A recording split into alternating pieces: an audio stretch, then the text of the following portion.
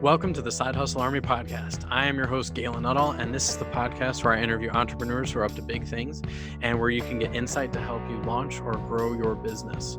Do you have a big idea that you just can't wait to see finished, but you don't know where to start?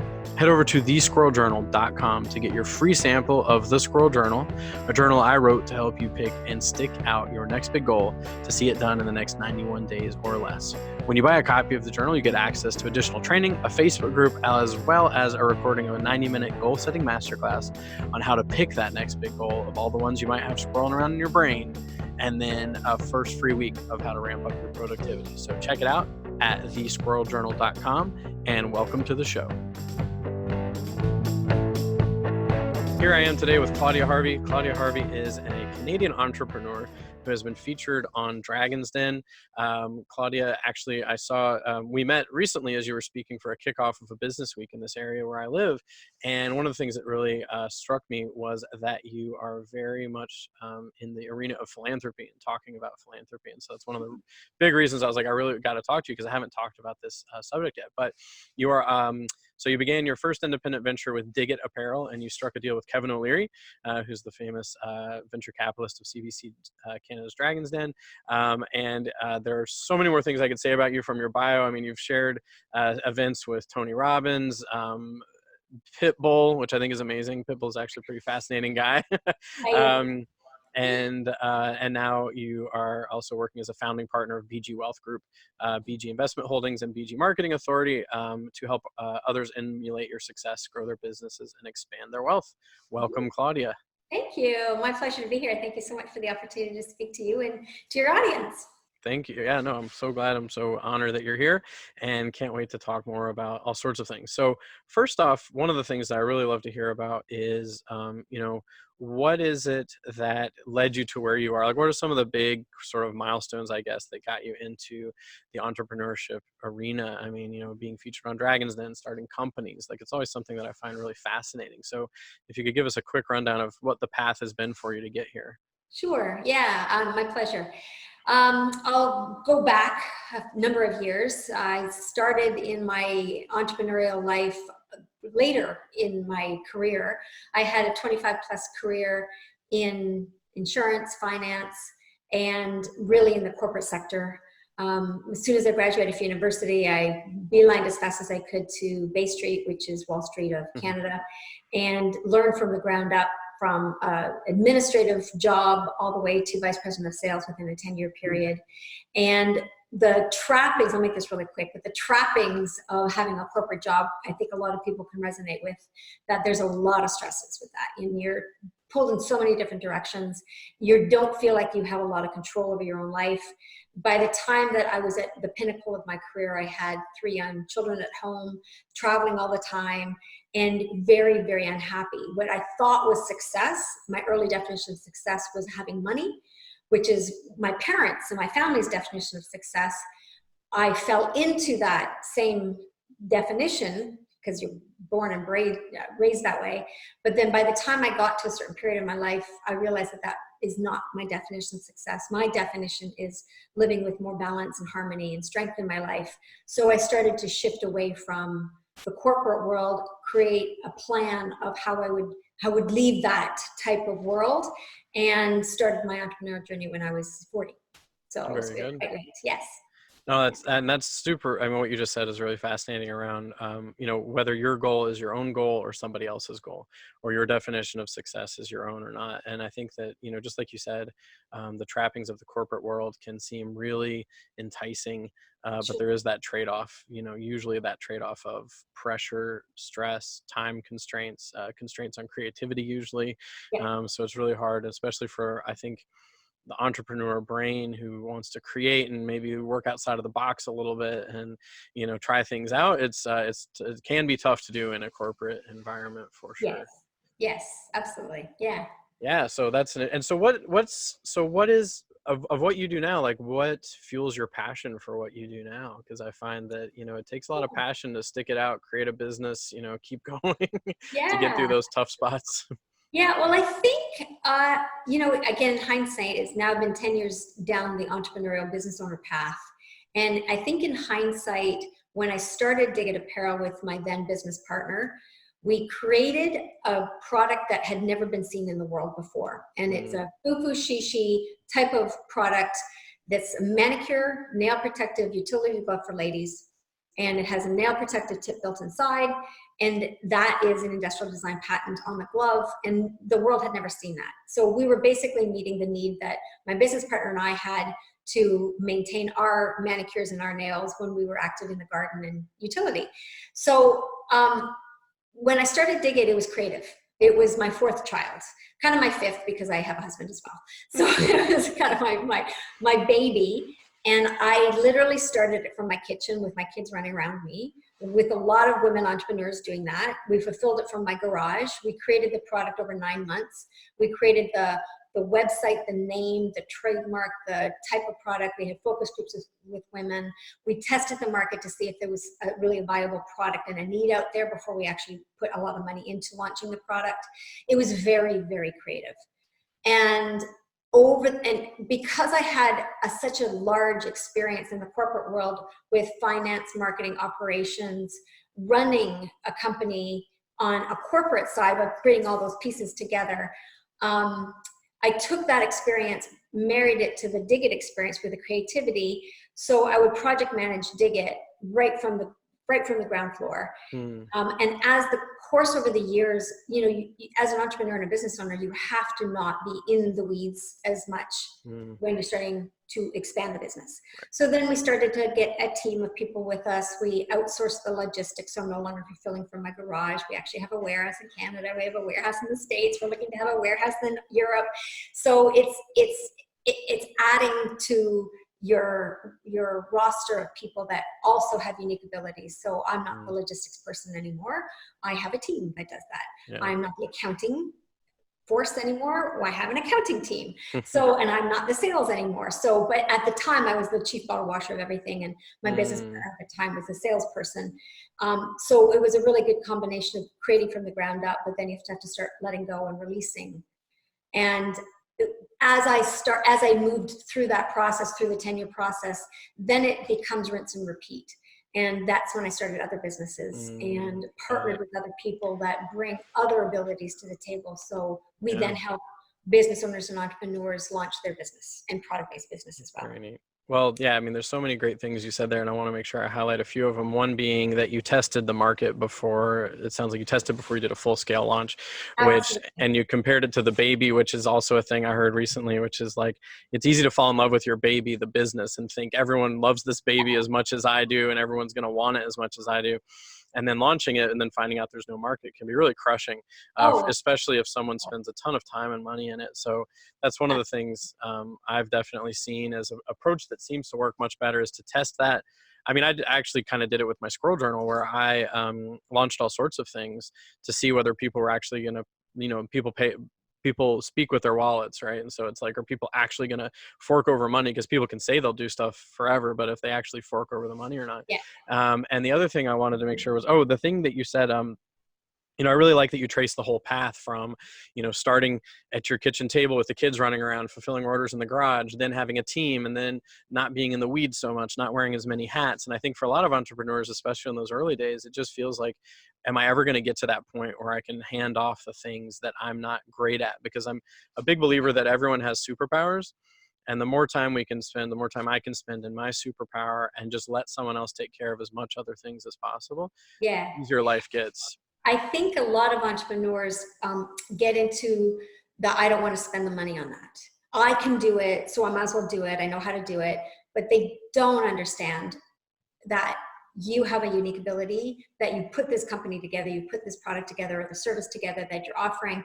And the amount of value that I do to stuff an envelope with a pair of my product and go to Canada Post or to FedEx is ridiculous. In the early years, we didn't have the money to have a person do that. But as you start making revenue, you do have to carve out pieces of your revenue, so then you can then bring the value to the company that you're supposed to bring. And oh, it's such a hard line to start giving away money to other people to do stuff that really you can do, but you shouldn't do, and you don't want to do anymore. Yeah. But I totally 100% understand that. It's like, just because you can do it doesn't mean you should. No, And no, then, yeah, and just like you said, that trade-off of, in the early days, the money isn't consistent, so it's like, oh my gosh, I can't believe I'm going to pay someone else to do this thing that I've been doing, that I know how to do. And also that level of, I think there's also that level of just letting go of sort of the perfectionist, or feeling like, well, is anyone else going to be able to do it as well as I do it, or is anyone going to care as much as I do about this? right. And there's also that, I think there's that element of letting go as well, of Well, just, yeah. and it's also, you've got, I was actually speaking to one of my team members yesterday about this. We have another person being trained, and my team member had said, it's faster if I just do it. And I said, that is not how the next person's going to learn. So I need you to be doing this, not this. So it's taking the time to grow your business that way. Yeah, it's kind of like watching my kids wash dishes or fold laundry or any of that stuff. It's like I just have to tape my hand, I have to hold my own hands to just be like, oh, just let me do it, because Yeah. it's like, yeah, it'll be faster today, but over the next, eventually you'll save a lot of time in the long run. So Yeah. I appreciate Yeah. that. And so I'd like to dive on into just the philanthropy side of things. So when you and I met very briefly, it was a couple months ago or a month or so ago, near where I live in Belleville, Ontario, in the county at Picton. And I saw that I looked at your website, I looked at a lot of things you had going on. I saw the philanthropy side of things. And we talked a little bit about this of, I guess first off, it would be, what is it that's about philanthropy that you're attracted to, and what is it that's kind of fueled that for you? And then the next thing would be sort of tips for the budding entrepreneur, of what does that look like how can that fit in? Yeah. Well, I think I got to a stage in my life, the business had started to do relatively well. I was expanding my business. And again, because I come from an entrepreneurial family, and money, and making money was the be all and end all, I easily fall into that, to be honest. Mm-hmm. And I got to a point around 2015, 16, where I went to a conference, and I didn't want to be at this conference because it was Saturday morning in November and I didn't want to get up. But I had been gifted these tickets, and I usually speak at conferences. I'm not often in the audience any longer. So I had a real bad attitude, I have to say.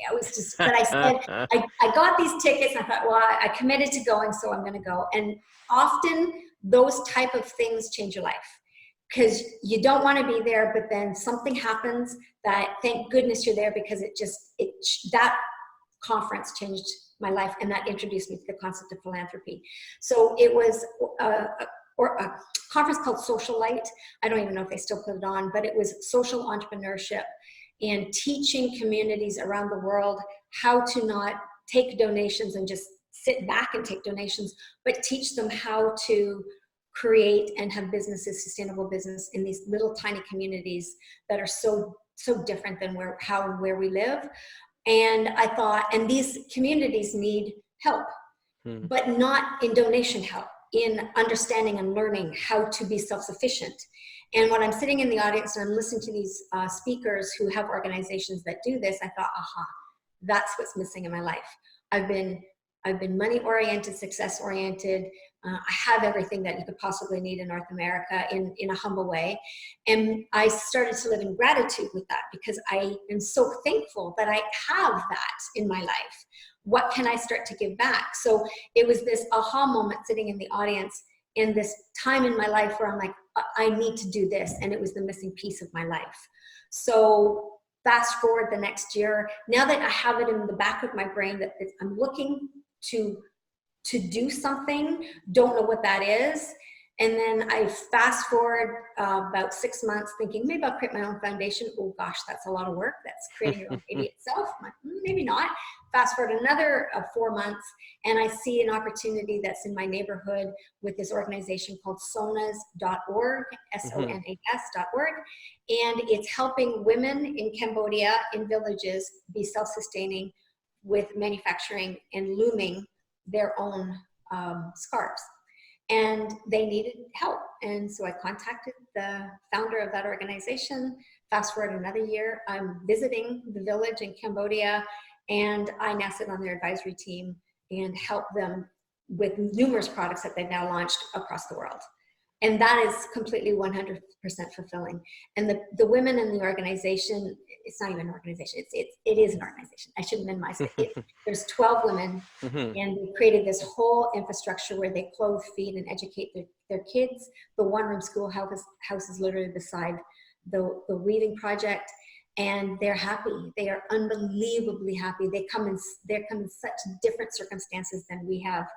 But these women and this community is wonderfully happy with the little bit that they have, Hmm. and they're grateful, and that matched my gratitude. So it was aligning synergies and feeling. Mm. I was feeling the same thing here that they were feeling there. I was trying to do the same thing here that they were doing there, but in totally different ways. And I have so much different experience that I can help them. Yeah. So it was wonderful. So fast forward another year, so to this year. So my business partner and I created the BG, Beyond Growth Scholarship Fund. Okay. And we now fund one person out of that village every year to go to university in Phnom Penh University. Oh, wow. And yeah, so our first recipient is a woman. She's 18 and she's going to civil engineering. And we sort of extrapolated that in 5 years' time after she graduates, she then has to sponsor a person to go to university. Okay. And they graduate and they have to sponsor. So in 30 years, we'll have 72 graduates from. Wow. That's Yeah. very cool. So, I mean, I love what you're saying around, starting somewhere. It seems like you kind of, you went to this conference, you got kind of the idea behind it.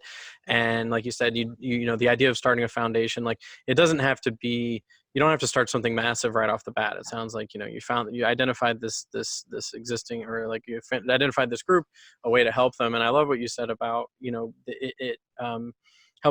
helping them become self-sustaining. And because, I mean, I actually did a postgrad in education for development, and one of the stories that I found really interesting was they're talking about how there's been so much money poured into development over the last 50, 70, 80 years, and the results have not matched the amount of money that's gone in. It doesn't seem to make sense.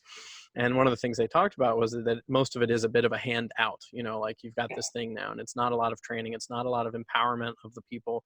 And the funniest, or I shouldn't say funny, it's funny/tragic case studies I heard was this group from outside went to this community, I think it was in South America, and they said, oh, what do we need to do to this community to make it look like, I mean, basically going in with the idea of their lives should look more like our lives. Like that was the notion they had. Like, what can we do to make this community look more like my community, in this case, probably America? And they said, okay, well, these people have chickens running everywhere, so we're going to build chicken coops for them because that's going to help them. And they didn't talk to the people that lived there or anything. People were living in mud floored huts basically. And so they built them a state-of-the-art chicken coop so the chickens wouldn't be running around. They told people how to run the chicken coop and all this stuff. They left, they came back, and the people had moved into the chicken coops, and the chickens were living in their houses because the thing they had built was nicer than the houses they owned. Oh my goodness, yeah. And so they hadn't consulted. It was very much a paternalistic approach of just this, we're going to deliver this thing to you and it's going to make your life better, and not getting feedback. So, I mean, I love that what you're saying about the idea of taking something that they already know how to do, but like helping empower them to provide it to more people, and then translating that into community growth of sending someone to university and then giving back again. And then the last thing you said, and I'll say, is around that gratitude matching your gratitude. There's really, it's so funny. So often I'll read books on how to be successful in business. And I keep seeing the theme over and over again of gratitude.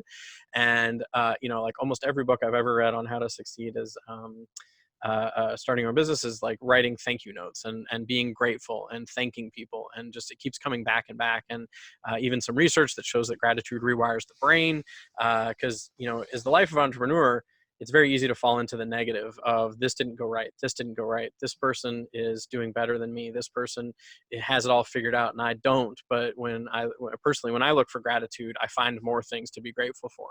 And if all I find is negative things, then I'm just going to find more negative things. Right. It's totally right. Because gratitude breeds positivity, and the positivity brings abundance, and then people feel that out there. Mm-hmm. I think a lot of entrepreneurs do that. They look at the negative. Oh my gosh, this sale didn't happen. This, my cash flow is tight. Oh my goodness. I totally understand.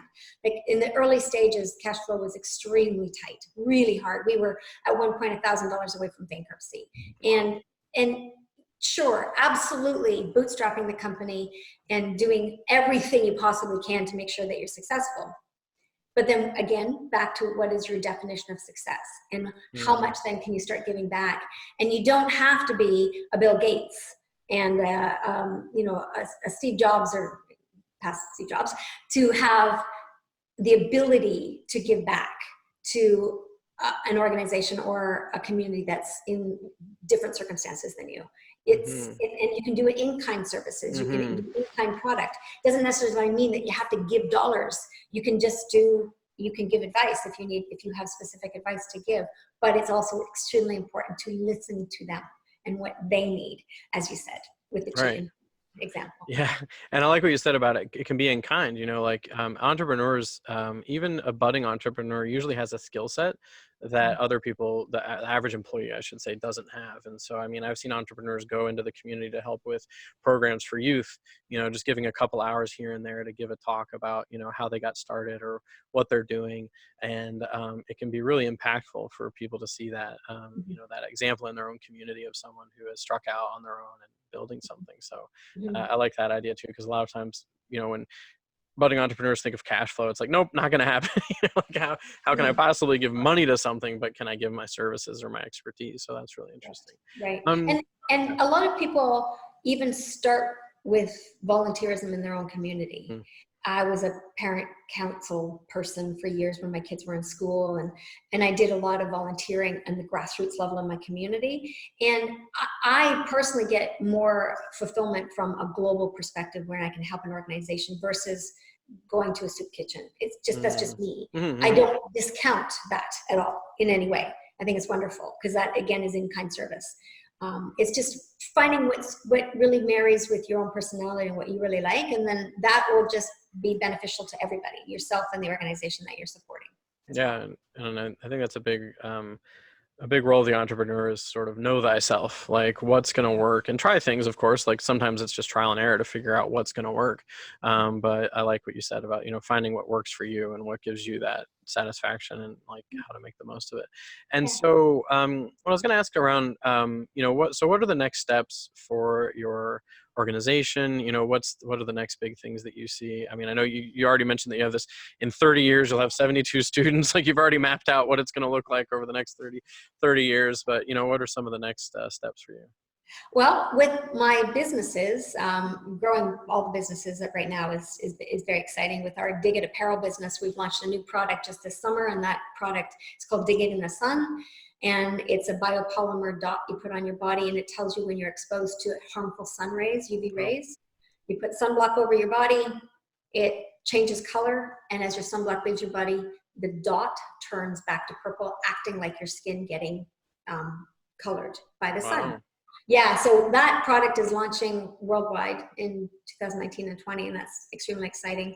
But as I mentioned, I have a team of people in every company. So I also assist with other people that want to kick it to the next level. And we created the BG group of companies. So the BG Holdings Company, the Marketing Authority Company, and BG Accounting and Business Solutions. So anybody that needs assistance from a small level to an ongoing concern level company that just needs assistance and emulate what I've done, and I've launched businesses with success, is we can assist them doing that as well. So in that, those companies are growing in leaps and bounds as well. So it's very exciting. I mean, I imagine, because I feel like I don't know if I have stats to back this up, but I feel like, certainly there's a trend towards, I heard something about it was a survey of millennials, and the number of millennials that want to be their own boss is much higher than any generation in the past and I mean, a lot of times it's out of necessity as well as interest. I think it's fascinating that it was actually interesting. Earlier today, I was in an interview and someone said to me, what would you tell a starting entrepreneur? Or what advice would you have given yourself? That sort of thing. And I said, seek out a mentor as early as humanly possible, because it just speeds things up immensely. And getting that person who's already walked the path, Steve Jobs has a quote that says, you can only connect the dots going backwards. You can't connect them going forwards. And I like that. Someone who's already connected all those dots and walked that path can say, yeah, step here, step here, step here. And I think it's hard sometimes. I mean, I certainly am stubborn as an entrepreneur. Like, I'll just figure it out myself. I can figure this out. But each and every time I have engage someone who's already done what I'm setting out to do, it speeds things up tremendously. So I think it's really neat that you have these organizations or companies that can help entrepreneurs trace that path with already very clear milestones and markings. Yeah. Well, and I think in today's world, we have even podcasts like yourself. I didn't have that way back when I started out in my career. If I could only have had a tiny kernel of what I know today back when I was in my early 20s, oh my goodness. That was so nice. So it's seeking out advice from all types of aspects and all types of places, and not thinking that you know it all, because you don't. Like when people come to me with their business ideas, or they're needing help in their businesses, and they say, well, they're doing this, this, and this, I can literally see where they have fallen down, and where they would have just pivoted this way, it would have gone off in a different direction. But that only comes with experience. Completely only comes with experience. So yes, like you said, I'm very happy to offer that opportunity to anybody that needs it.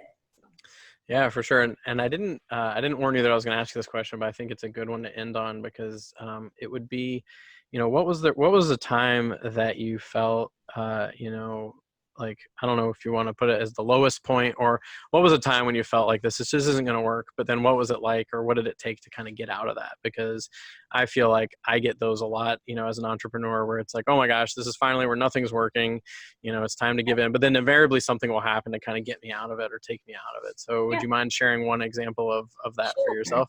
Yeah, sure. I'll go back to around 2010, which was about a year and a half into our business. We had just come off of Dragon's Den, so we were very visible in Canada and starting to be visible in the United States. We had our first big PO, purchase order, from a big box store in Canada, and we got product in that was less than stellar, very difficult to sell everything, but our money was already gone, because in the manufacturing world, you have to pay upfront before you receive your product. And $30,000 to a small little company is a lot, and that was our entire product allotment for the next coming season. And you get this product in that was not at all sellable. So it could either have completely crushed us, and I would have gone, or many people would have gone, I'm done, I can't do this, I don't want to do this anymore. I put so much money, time, and effort into it, and I'm not seeing a lot of results, and I'm just going to stop. Or, and this was me, there's no way that this is going to stop me from the vision and the planning that I wanted to do. So how do I get around this? How do I figure out how to do this? So literally hired people that I couldn't afford, re-tagged the product, and took one glove apart and took the other glove and matched a right hand to the left hand that were sellable, re-tagged it, and within 3 weeks we got our purchase order out with barely enough room and enough product to be able to match it, but we did. And because of that, it just started the whole wheel and the cycle moving forward. So we got into other stores and other products, and it's just the wheel. So there's definitely moments in everybody's business life that you're like, oh, I don't know if I can do this anymore. It's just not. But I think the answers is tenacity, and surround yourself with people that can help you and rise you up, and really give you proper advice of, do you think that this is really, is this a sign that I shouldn't do this? And take the advice from people that have been there. And that's what we just talked about. So I surround myself with people, advisors, and people in my network that I've cultivated over the course of my career, that I will go to with specific questions, advice, and what do you really think? And I listen to them. Then I make my own decisions, because again, I'm tenacious and stubborn. But it was definitely a pinnacle part of life when I opened the boxes with the product that wasn't stellar, and I literally wanted to throw up on the warehouse floor. Yeah. The warehouse that I couldn't afford, because I left my garage to go to that warehouse. Yeah. So wow. It was a hard day. It was yeah.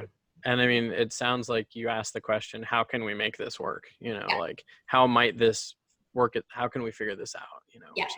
which is that, after that, I imagine after that feeling of throwing up on the floor passed, you said, all right, how can we make this work? And that, Yeah. I mean, even as you're telling the story, it's like my heart is speeding up a little bit. And I'm like, my thing is get really flushed in the face when things are not going well. And I like overheat and I'm like, oh my gosh, I can't believe this is happening when multiple things happen at the same time. So I really love that idea of just, how are we going to make this work?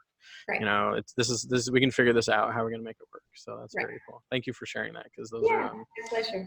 it helps. I think it helps everyone to hear that, because I think that far too often, it's the apparent, 100% fail proof success that people like want to see or portray on the outside, but everyone has had those moments. I mean, Yes. we've even mentioned Bill Gates and Steve Jobs in this interview, and I mean, both of them have had gone through serious issues during their business lives, where they had to be bailed out, where they had, I mean, all sorts of things, and it's There's something that keeps going. There's a book that came out a couple years ago, Shoe Dog by Phil Knight, who's the founder of Nike. Okay. And I read the book when it came out, and I thought, because I'm a product-based business, Okay.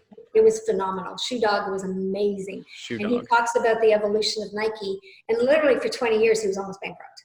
But he was worldwide. He was in all kinds of athletes' endorsements, but it was the growth of Nike, and it's a fantastic book. Just Very cool. That's Mm-hmm. good. Yeah, because there's definitely that physical product side. I mean, I do a little bit of physical product, but it's mostly digital, and there's definitely that shift too I do physical and digital, really. It's a combo. And I have a box of journals in my bedroom as we speak. I think I did an order of 20 the other day. Someone bought 10 and it was enough for me to print 20. And then now I'm shipping out 10. And yeah, my kids are sitting there watching me put journals into envelopes and ship them off, and as I tweak as I go, and someday, someone else will be doing that, I guess, or I'll have some sort of ship on demand. But it's right now, yeah, I've got journals at my house and that's how that's working. I hear you. Anyways, perfect. I have a perfect. warehouse one day for you. Exactly. Yeah, well, I'll be doing it differently eventually. I mean, so I'm still in those early days of kind of figuring everything out, but getting more and more automated as I go. Perfect. So, Claudia, thank you so much for sharing your history, your passion for philanthropy, and the ups and downs that you've experienced. And so what, before we end, I want to make sure that people know the best way. I know you've got, I downloaded a guide that you created. So I don't know if that's the best way for people to sort of kind of get plugged into what you're up to, but be sure to tell us what's the best way for people to follow you. If you go to claudiaharvey.com, quite simple, my name.com, and then you can download a free ebook that I've created about 5 successful strategies that you can implement in your daily life. And that's the start. And then if you have any questions, concerns, you can contact me through the website and we can definitely help you in any way. I also do want to leave one other thought. Yeah. I'm going back to Cambodia next year in September and taking anybody that wants to come with me wow. to go to the village. So that would be at least 4 days exclusive time with me in the village, learning about their programs and then getting to know each other. So if anybody is interested, everyone pays their own dime, of course. I'm not making any money on this. I'm just bringing people, should they want to come with me, to have the whole experience that I had 2 years ago. So, wow. And then contact me through claudiaharvey.com as well. Well, I've heard Cambodia is amazing. I have friends who live in Thailand and Vietnam, and they're always saying, Galen, you got to come out here. You got to go visit these countries, because I've only went to them when I was a kid and very sporadically, and so that's amazing. No, it's an amazing offer. I'll be sure to put that on the show notes there. Yeah, for sure. Yeah. Perfect. Great. Well, again, thank you very much for the opportunity of speaking to you and your audience, and it's been my pleasure. No, thank you. Thank you so much for joining me. Thanks for joining me for this episode of the Side Hustle Army podcast. This is your host, Galen Nuttall, and be sure to head on over to thesquirreljournal.com to download your free sample of the Squirrel Journal, the productivity guide, to help you hit your next big goal in the next 91 days or less. It includes the goal setting exercises, plus a free first week of the squirreljournal.com daily morning and evening activities to keep you on track for your next big goal. Take care, and until the next time.